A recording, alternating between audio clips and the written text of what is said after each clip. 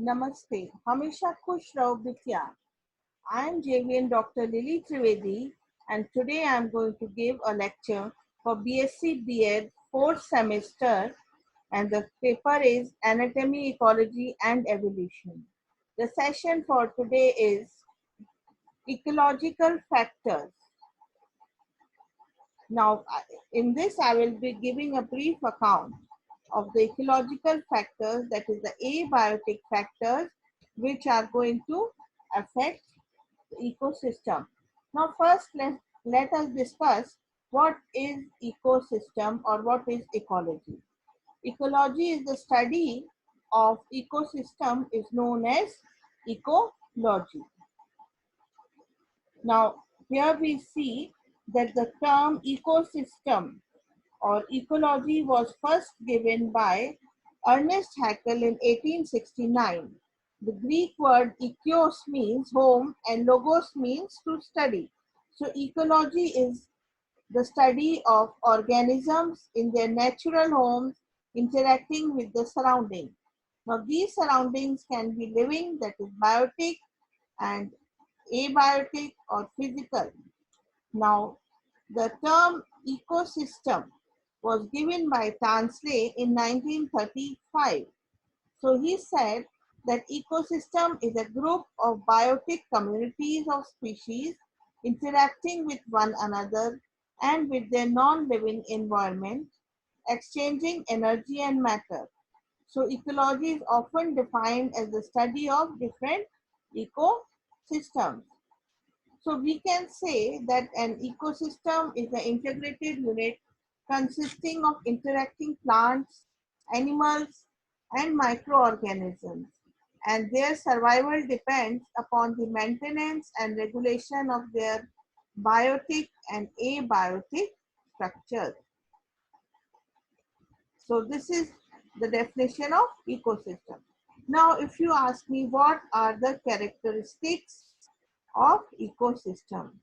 Now there are large variation can be seen in the size, structure and composition. But the basic structure and functional features which are common are the biotic and abiotic components. The biotic components we will be dealing in the next lecture, but today we are going to deal with the abiotic components or the ecological factors. Now, in the ecological factors, the physical and the chemical components constitute the abiotic factors. Now, we have the abiotic factors as the climatic factors, the edaphic factors, the geographical factors, the energy, nutrients, etc. Now, first let us deal with the physical factors.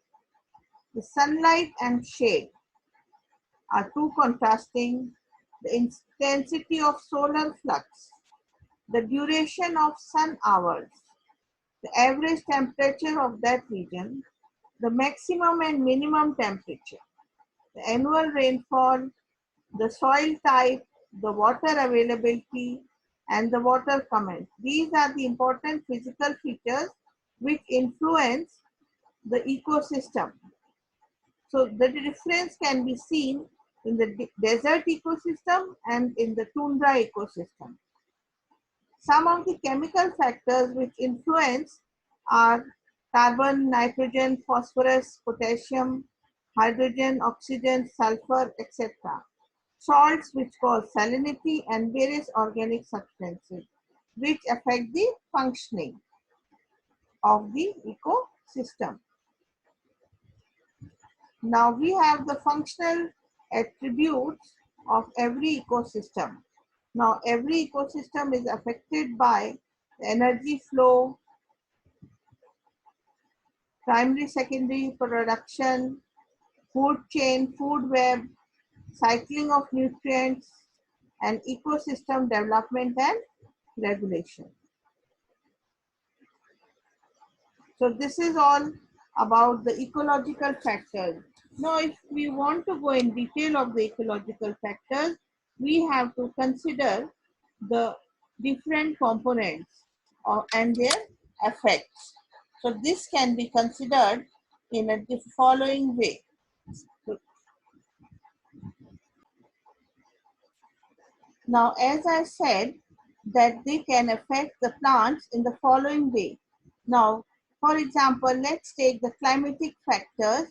The important climatic factors of region are rainfall, atmospheric humidity, precipitation, and temperature, wind, and light. So let us now first take the rainfall and other precipitation on plant life.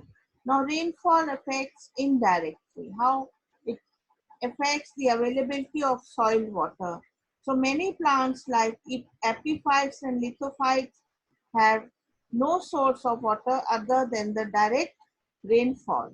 So such plants have special organs for absorption of water from atmosphere, like the aerial roots spongy of spongy tissue have velamen tissue present in there. Now in the region where there is less rainfall, the strong dew deposition takes place in dry region. The leaves of these plants absorb water from the saturated atmosphere, and this water exudes through the root into the soil, maintaining field capacity. Now sometimes too much of rainfall to the vegetation is also seen. For instance, the plant growing in an equatorial forest have drip furrows so that excess of water can be removed. The moist climate increases the longevity of the plants and the dry climate shortens the vegetative period. So aridity enhances the resting period. Similarly, temperature is also an important environmental factor. Atmospheric humidity. Now, the atmospheric humidity is present in the form of water vapors. So the atmospheric humidity is formed due to the evaporation from the earth's surface as well as from the transpiration of water from the plants through transpiration. So humidity affects the structure, form, and transpiration in plants. For instance, a highly humid air with lowland forest and in a sheltered mountain is responsible for the moisture-loving characters of the plant inhabiting that area. Plants like orchids, moss, and lichens depend upon the atmospheric humidity for their water environment. Now, wind is also an important factor. How violent winds can break the twigs and branches of the plant. So as such, the vegetation in those areas have prostate habit of growth and have underground root or rhizome system. So so we can say that the larger plants which are exposed to violent winds have the following characters, like their trunk or branches are often bent, it is irregular, the leaves are smaller so that they can sustain the strong winds. So there is less resistance. So such can be seen on the coastal region also. The wind velocity affects the rate of transpiration, and the plants growing in high altitude show stunted growth due to the effect of the wind. Now, wind action can be seen in severe where soil temperature is low. As such, the majority of plants are very sensitive to wind action and show great degree of adaptability. Then there is also the atmospheric gases which affect the living beings, and now like they are decomposition of dead plants and animals on muddy soil release gases like methane. So sometimes in the industrial area or plants die due to excessive smog.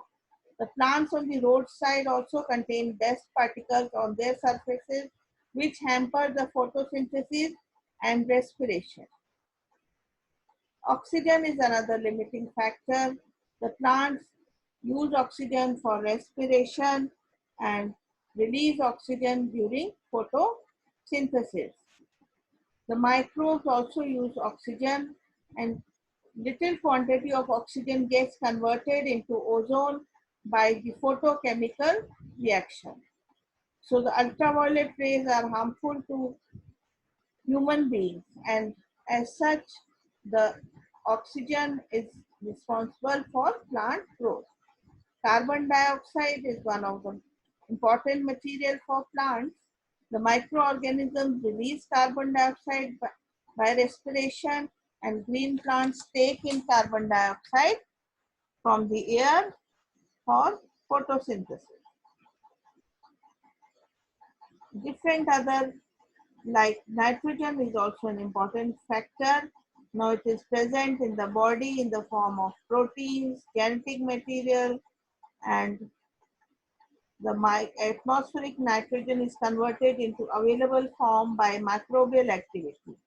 So the plants obtain nitrogen, and the herbivores obtain nitrogen from the plants, and the carnivores from the herbivores. The temperature, as said, is an important factor because it influences photosynthesis, respiration, absorption, transpiration, germination, growth, and even reproduction. The temperature affects the rate of physiological processes of the plants. It also determines the kind of plant which will grow in that area. The temperature is a very important factor for the growth of a plant. High temperature causes death of plant, and so we are having different plants on the basis of areas, on the basis of temperature. Now light duration is also there. The short day plants and the long day plants. The short day plants are chrysanthemum, xanthium, salvia. The long day plants are petunia, radish, clover, lettuce. We also have the day neutral plants like tomato, tobacco, cotton, roses, sunflower, etc. Intensity of sunlight is also an important factor. Now, physiographic factors like altitude, steepness and sunlight of vegetation, direction of slopes, and edaphic factors have also a great effect on the plant growth and ecosystem. These will be discussed in the next coming lecture. So, students, I hope this session, you are satisfied with my digital session, and if you have any query, please mention in the comment box. I will resolve it soon. This session was powered by Digital version 2.0 Jyoti Vidyapeeth Women's University. So thank you.